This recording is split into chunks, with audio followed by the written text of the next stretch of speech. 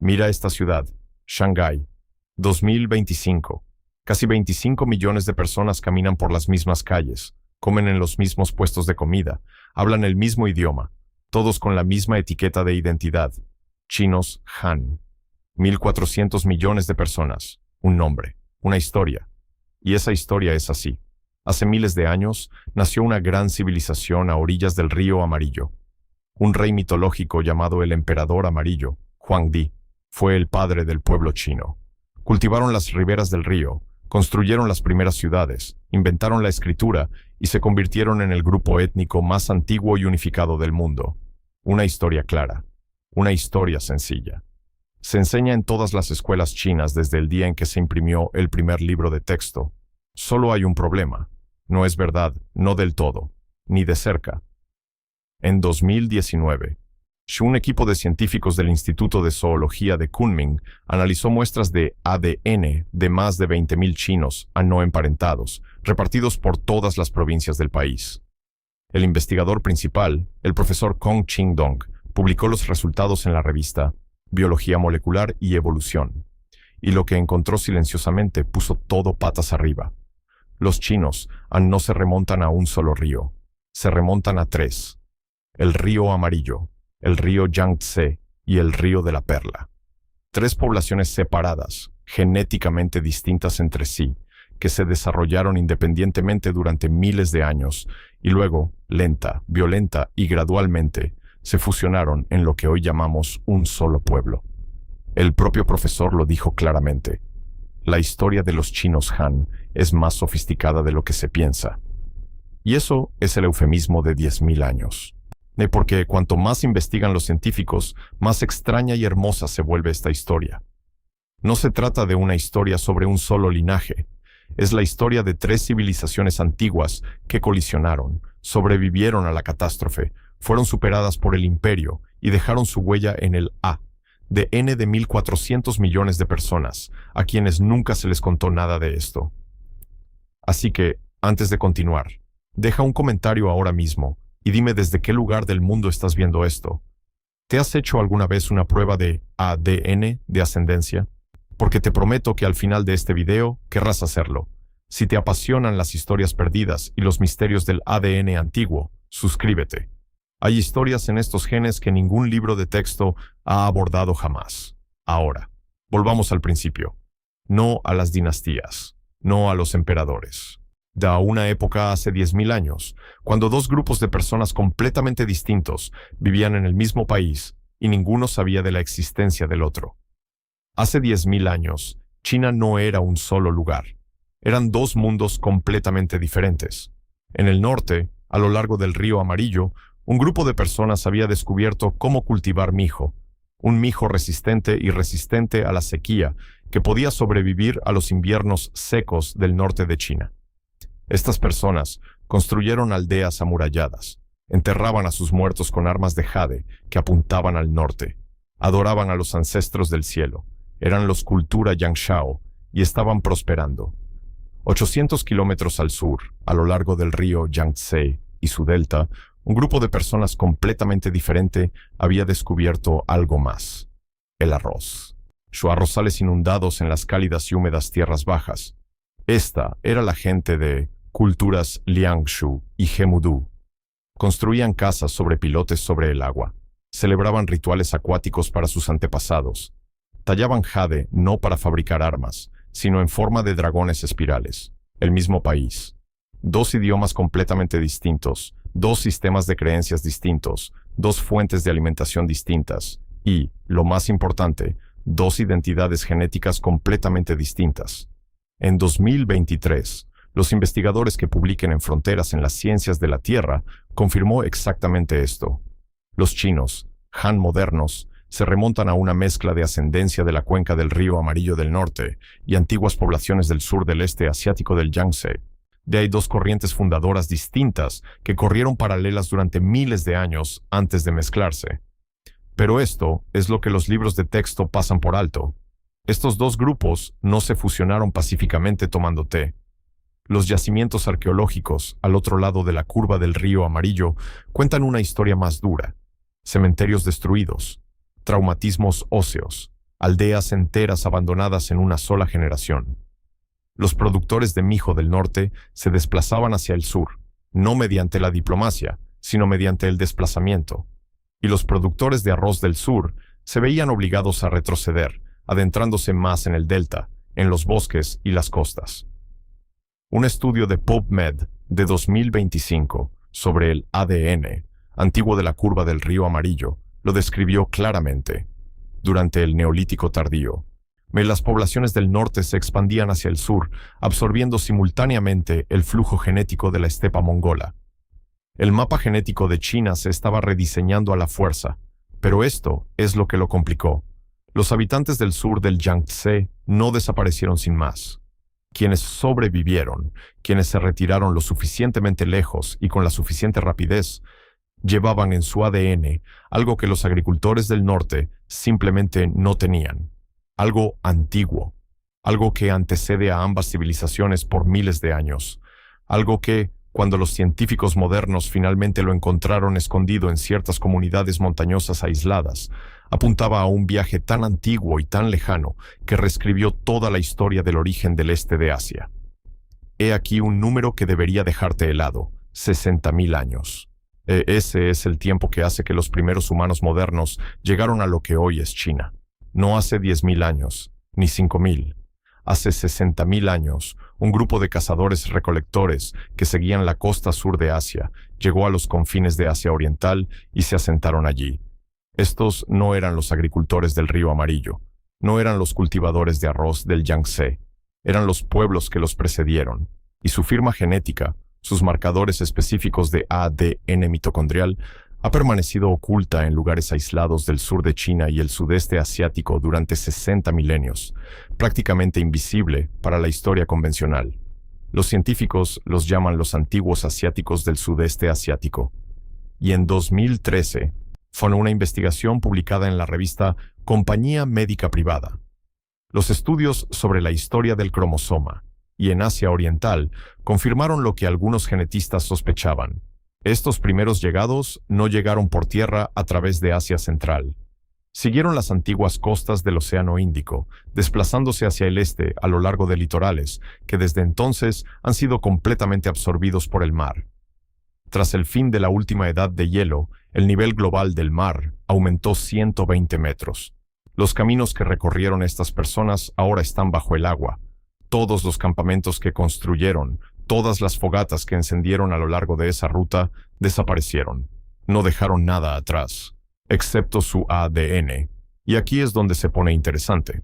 De los pueblos indígenas de Taiwán, las comunidades aborígenes que habitaron las montañas mucho antes de que China continental enviara barcos a la isla, son portadores de la versión más clara de este antiguo linaje sureño. Sus tradiciones orales afirman que provienen de el lugar donde se encuentran 3 ríos. Los científicos alguna vez descartaron esto como un mito. El ADN dice que es memoria. Pero durante décadas, los historiadores nacionalistas chinos argumentaron lo contrario, que los pueblos aborígenes de Taiwán son simplemente una rama de la civilización china que emigró a la isla. Una nota al pie, una población periférica. La evidencia genómica indica que ocurrió exactamente lo contrario. Fue el continente el que absorbió a los antiguos pueblos del sur, no al revés. Estos cazadores-recolectores costeros ya estaban en Asia Oriental decenas de miles de años antes de que se plantara la primera semilla de mijo junto al río Amarillo. No son una rama de la civilización china, forman parte de su raíz más profunda. Y esa raíz se extiende más allá de China, se extiende más allá de Asia. Pero hablaremos de eso en un momento. Primero, debemos hablar del tercer grupo, porque mientras los agricultores del río Amarillo y los pueblos de la costa sur construían sus mundos separados en el este de China, algo se acercaba a ellos desde el norte, algo a caballo, algo que cambiaría la identidad genética del norte de China de forma más drástica que cualquier otra cultura agrícola. Imagine la estepa mongola de hace 4.000 años, pastizales interminables, inviernos crudos, sin ciudades, sin escritura, sin jade. Sí, pero esta gente tenía algo que los agricultores del sur no tenían: caballos, armas de bronce, una religión chamánica construida en torno al cielo eterno, una fuerza divina suprema que creían que vivía por encima de las nubes, y la movilidad que les permitía recorrer cientos de kilómetros en una temporada. Estas eran las antiguas poblaciones esteparias del noreste asiático. Hace aproximadamente 4.000 a 2.500 años, comenzaron a desplazarse hacia el sur, hacia los valles fluviales del norte de China, adentrándose en los territorios de los cultivadores de mijo de Jiangshao. En 2019, el Fronteras en Genética, un estudio que analizó 20.000 muestras de ADN de los chinos, Han encontró algo notable enterrado en el genoma Han del Norte, aproximadamente el 25% de la ascendencia china. Han del Norte se remonta directamente a las poblaciones esteparias relacionadas con los Yakut, pastores nómadas del norte de Siberia, no agricultores del río Amarillo. 1 de cada 4 unidades genéticas de una persona del norte de China proviene de un nómada siberiano. Ese número no aparece en ningún libro de texto chino. Un estudio independiente de 2022, publicado en Fronteras en Ecología y Evolución. Un estudio centrado en las comunidades chinas, Han de la provincia de Liaoning, en el noreste, confirmó la misma imagen. La antigua ascendencia esteparia del noreste de Asia es un componente ancestral dominante de los chinos Han del norte. Se ha superpuesto al ADN de los agricultores del río Amarillo a través de siglos de contacto y matrimonios mixtos. Y estos nómadas no solo aportaron sus genes, aportaron sus ideas.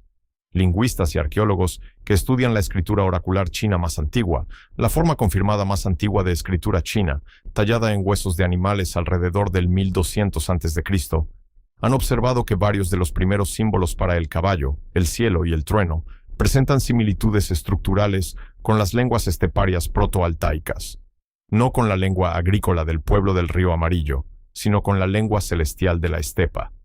La mitología del emperador amarillo, la historia de un rey semidivino que descendió del cielo. Enseñar al pueblo chino agricultura, escritura y medicina puede no ser pura invención. Quizás sea un recuerdo cultural del momento en que estas élites esteparias, adoradoras del cielo, llegaron del norte, fueron absorbidas por las comunidades agrícolas como forasteros de alto estatus y se convirtieron, a ojos de quienes las enterraron, en algo cercano a la divinidad. Hablando de entierros, en 2018, un equipo de genética en Pekín secuenció un esqueleto de 4.500 años de antigüedad procedente de la provincia de Gansu. El hombre era un nómada estepario, confirmado por su genoma, pero no había sido enterrado como enemigo. Fue enterrado con adornos de jade de la tradición agrícola del río Amarillo, rodeado de ofrendas de mijo. Fue enterrado como alguien venerado, honrado por una comunidad que no era la suya, entre personas con genes diferentes a los suyos, en un ritual que fusionó dos mundos. Este hombre había sido, en cierto sentido, adoptado por una civilización, y su ADN se transmitió con él, a sus hijos, a sus nietos, a las generaciones posteriores. Ahora bien, si los jinetes de la estepa llegaron del norte y fueron absorbidos por la élite, ¿qué pasó con los agricultores originales del río Amarillo? Con quienes habían vivido allí durante 5.000 años antes de la llegada de los jinetes. La respuesta está enterrada en una estalagmita de una cueva del sureste de China, y lo que revela es uno de los capítulos más catastróficos de la prehistoria humana. En el año 2300 a.C., la ciudad hidráulica más avanzada de la Tierra no estaba en Egipto, no estaba en Mesopotamia, estaba en el delta del río Yangtze, en el este de China, un lugar llamado Liangzhou.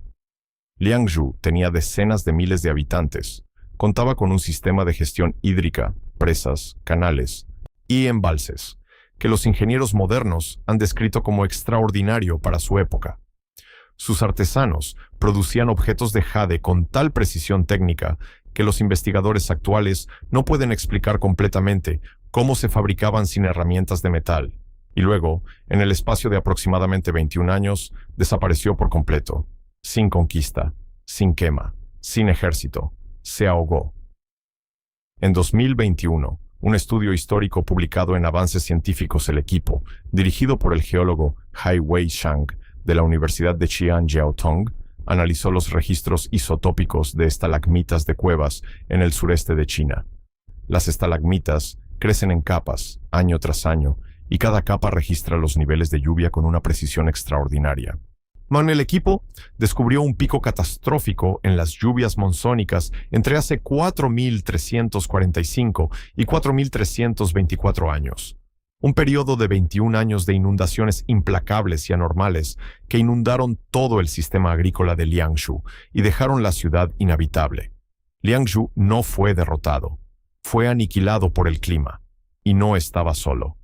Un estudio de 2019 en Ciencia Directas documentó que múltiples culturas neolíticas en China, incluyendo Yangshao en el norte, colapsaron hace unos 4.000 años debido a perturbaciones climáticas simultáneas, inundaciones en el sur y megasequías en el norte. La diversidad genética que tardó 5.000 años en desarrollarse en las cuencas de los ríos Amarillo y Yangtze fue prácticamente exterminada en un solo siglo. 2 civilizaciones, 2 catástrofes climáticas, misma era. Los supervivientes se reagruparon, migraron, se mezclaron con quienes se encontraban cerca. Y las fronteras genéticas que habían separado al pueblo del río Amarillo del pueblo del Yangtze, fronteras que se habían mantenido durante milenios, comenzaron a difuminarse. Ahora es aquí donde la historia se vuelve más oscura. Cuando la dinastía Zhou ascendió al poder alrededor del año 1000 a.C., hizo algo que toda potencia conquistadora de la historia ha hecho: reescribir el pasado. Los Zhou encargaron los primeros registros históricos oficiales de China, y esos registros trazaron la civilización china en una sola línea recta, desde el mitológico emperador amarillo, pasando por una serie de reyes sabios, directamente hasta los propios Zhou, impecables, ininterrumpidos, con autorización divina. El pueblo Liangshu no figuraba en esa historia, los ancestros costeros tampoco. Los jinetes esteparios figuraban en la historia solo como enemigos, no como contribuyentes genéticos. La verdad real, confusa y compleja de los orígenes chinos quedó sepultada bajo el mandato celestial, pero no pudo ser enterrado en todas partes, porque existía una región tan aislada geográficamente, tan lejos del alcance imperial, que el registro genético original sobrevivió intacto. Un lugar donde las montañas eran tan altas y los pasos tan peligrosos que los escribas Zhou nunca llegaron, y lo que los investigadores encontraron allí, miles de años después, fue un archivo viviente, una cápsula del tiempo genética, sellada hace 8.000 años, nunca abierta. En las montañas de la provincia de Yunnan, en el suroeste de China, hay comunidades que el imperio chino nunca absorbió por completo. El pueblo Yi, los Naxi, los Bai, y grupos étnicos que hablan lenguas no relacionadas con el mandarín, practican rituales funerarios que no han cambiado desde el Neolítico y cuyo ADN, cuando los científicos finalmente lo secuenciaron, no se parecía en nada a lo que esperaban. Estas poblaciones preservaron linajes genéticos ancestrales que se habían diluido hasta casi desaparecer en el resto de China. La ascendencia de los agricultores del río Amarillo estaba presente, pero también lo estaba el antiguo linaje de la costa sur, y debajo de ambos, algo más antiguo, algo que no coincidía con precisión con ningún grupo antiguo conocido. La historia genética de los asiáticos orientales, sintetizada en múltiples estudios académicos, nos confirma que las primeras capas humanas de esta región se remontan a linajes profundamente divergentes, un linaje interior de las poblaciones paleolíticas del norte de China, y un linaje costero relacionado con los antiguos pueblos Honghe de las Islas Andamán, una de las comunidades humanas más aisladas que viven en la actualidad.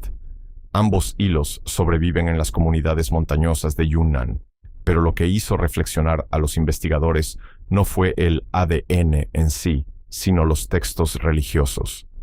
El pueblo Yi tiene su propio sistema de escritura, una escritura anterior a los caracteres chinos utilizados en mandarín, y que hoy en día solo se conserva parcialmente decodificada.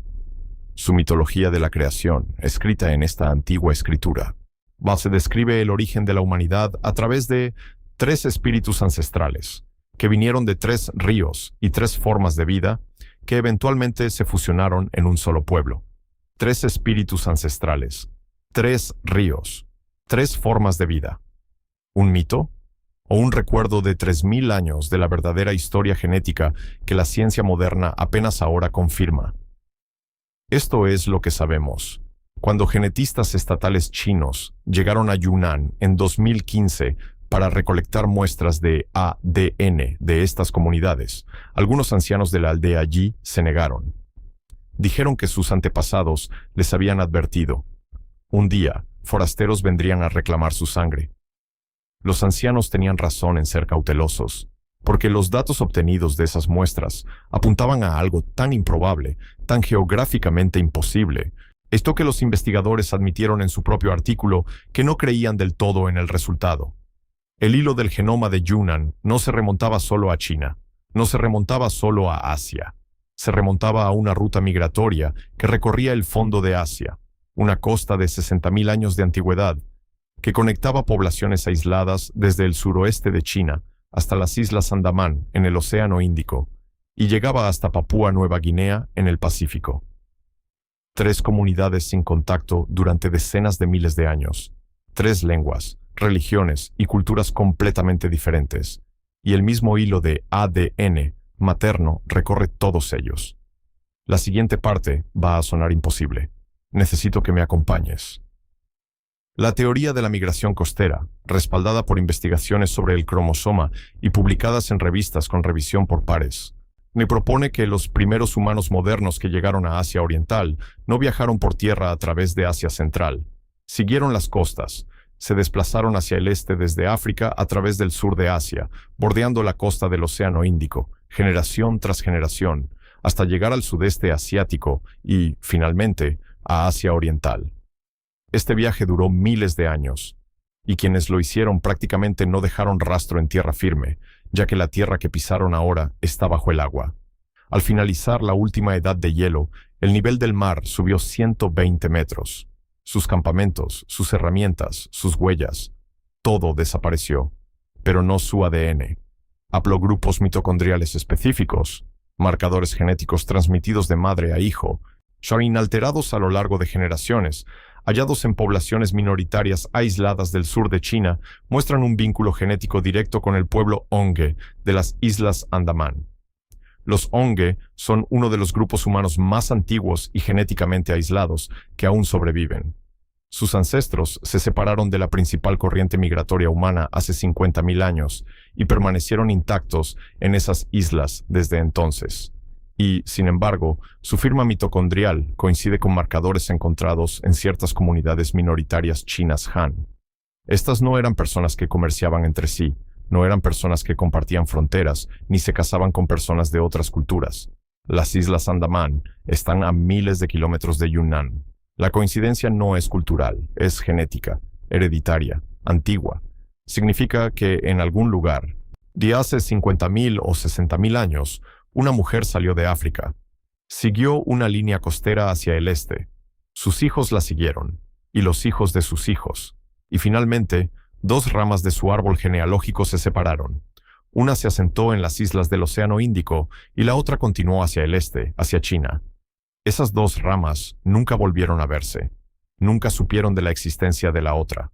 Construyeron civilizaciones completamente diferentes. Y hoy, el ADN mitocondrial de esa única mujer está dentro de ambas. Está dentro de las comunidades aisladas de las islas del Pacífico. Está dentro de los habitantes de las tierras altas de Papúa Nueva Guinea. Y está dentro de los genomas de los chinos, aunque nunca han salido de su provincia, que jamás han oído hablar de las Islas Andamán, que desconocen que portan este hilo. La raíz más profunda de la identidad china no nace en China, no nace en Asia. Nace en una costa que ya no existe, con una mujer cuyo nombre jamás conoceremos. Y mientras todo esto sucedía, mientras agricultores, ancestros costeros y jinetes esteparios diseminaban sus genes por el paisaje chino, había un grupo más, aislado en un desierto que nadie quería, viviendo en silencio genético durante 9.000 años. Hasta 1988, cuando los arqueólogos chinos limpiaron la arena de un rostro que no se parecía en nada a lo que esperaban encontrar en China. En la cuenca del Tarim, en lo que hoy es Xinjiang, la región más occidental de China, el desierto hace algo que rara vez hace a la perfección: preserva. En 1988, los arqueólogos comenzaron a descubrir momias que habían estado enterradas en el desierto de Taklamakan durante 4.000 años. Las condiciones secas y salinas las habían conservado casi a la perfección. Y lo que vieron los detuvo. nariz alta, ojos hundidos, cabello castaño rojizo, telas de tartán de lana, tejidas con patrones tan similares a las telas celtas y escitas de Europa primitiva, que los historiadores textiles al principio no podían creerlo. Estas personas parecían occidentales, tenían rasgos europeos, se encontraban en el corazón geográfico de Asia. Durante décadas, el debate fue intenso. ¿Eran migrantes europeos que vagaron hacia el este? ¿Pastores esteparios del Cáucaso? ¿Parte de una migración indoeuropea? En octubre de 2021, un equipo de investigadores internacionales dirigido por Fu Chang publicó la respuesta en Naturaleza, una de las revistas científicas más respetadas del mundo. Desde entonces, el artículo ha sido citado 168 veces. Las momias de la cuenca del Tarim no eran ninguna de las anteriores. No eran migrantes del oeste, no eran pastores esteparios del este, eran descendientes de un antiguo norte de Eurasia población, un grupo que había estado viviendo en la cuenca del Tarim en un aislamiento genético casi completo durante 9.157 años, incluso antes de que las momias fueran enterradas. El estudio calculó esto con un margen de error de más o menos 986 años, 9.000 años de aislamiento, en un desierto. Mientras los agricultores del río Amarillo construían aldeas en Yangshao, mientras la civilización de Liangshu construía su gran ciudad hidráulica, mientras los jinetes esteparios se desplazaban hacia el sur, esta población se asentaba en la cuenca del Tarim y no se mezclaba con nadie. No absorbía nada. Rechazaba toda influencia externa. Pero aquí está el giro que hizo que los investigadores se inclinaran hacia adelante en sus sillas. Estas personas, genéticamente aisladas, desconocidas para todas las civilizaciones circundantes, ya practicaban rituales de sacrificio de animales y producción de lácteos. Ya realizaban ceremonias funerarias. Y la estructura de estos rituales mostraba sorprendentes similitudes con prácticas encontradas, independientemente en la cultura de la Edad de Bronce china temprana, la tradición védica indo-iraní temprana y la religión esteparia escita temprana. Los mismos rituales. Cero contacto genético. Desarrollo independiente. O bien hubo un intercambio cultural que aún no comprendemos, o bien ciertos rituales humanos surgen de forma independiente, donde quiera que las personas alcanzan cierto nivel de complejidad. Ni cualquiera de las dos respuestas es extraordinaria. En cuanto a sus rasgos físicos occidentales, el pelo rojo, la estructura facial definida, el estudio de Nature también lo explicó. Su apariencia provenía de su herencia genética noreurasiática antigua, una población que se extendió por Eurasia durante el Pleistoceno y que desde entonces ha desaparecido casi por completo. Actualmente, sobrevive solo en una fracción, alrededor del 40% en algunas comunidades indígenas siberianas y algunos grupos indígenas americanos. Las momias de Tarim la presentaban en niveles mucho más altos que cualquier otra población actual. Eran, genéticamente hablando, un fantasma, un remanente de un mundo que ya no existe. ¿Y su lengua? Desconocida. ¿Su escritura, si la tenían? Nunca se encontró. Tras la publicación del artículo de 2021, y se detectaron rastros de su ascendencia específica en las comunidades tayicas de las tierras altas del Pamir, la región montañosa fronteriza entre China y Afganistán, pero casi en ningún otro lugar. Dejaron un susurro, ni una palabra. Ahora bien, aquí viene la parte que lleva esto desde la historia antigua hasta nuestros días. Las momias de Tarim fueron encontradas en Xinjiang, la misma Xinjiang, que hoy es el centro de uno de los programas de vigilancia gubernamental más controvertidos del mundo. En 2016, el gobierno chino comenzó a construir una de las bases de datos de ADN étnico más grandes de la historia de la humanidad. No para arqueología, no para investigación ancestral. Muestras de sangre, escaneos de iris y grabaciones de voz de uigures, tibetanos, mongoles y decenas de otros grupos étnicos minoritarios no han. El motivo oficial fue la investigación en salud pública y la prevención de enfermedades. En 2019, el New York Times se informó que científicos chinos habían aportado muestras de ADN uigur a bases de datos genómicas internacionales, posiblemente sin el pleno conocimiento o consentimiento de las personas que dieron las muestras. En enero de 2024, Radio Asia Libre se informó que un estudio genómico basado en muestras de ADN de la minoría china se había retractado oficialmente después de que los investigadores descubrieran que no obtuvieron la aprobación ética necesaria antes de recolectar las muestras. El profesor Yves Moreau, de la Universidad Católica de Lovaina, KU Leuven, en Bélgica, quien durante años había expresado su preocupación por la recolección de ADN de la minoría china, identificó varios artículos adicionales publicados en revistas científicas occidentales, incluido uno de Oxford University Press, que utilizaban datos recopilados por el Ministerio de Justicia de China de sujetos uigures. Artículos elaborados a partir de datos recopilados de personas que quizás no hayan aceptado participar en ningún estudio. Ahora bien, aquí está la profunda ironía en el centro de todo esto.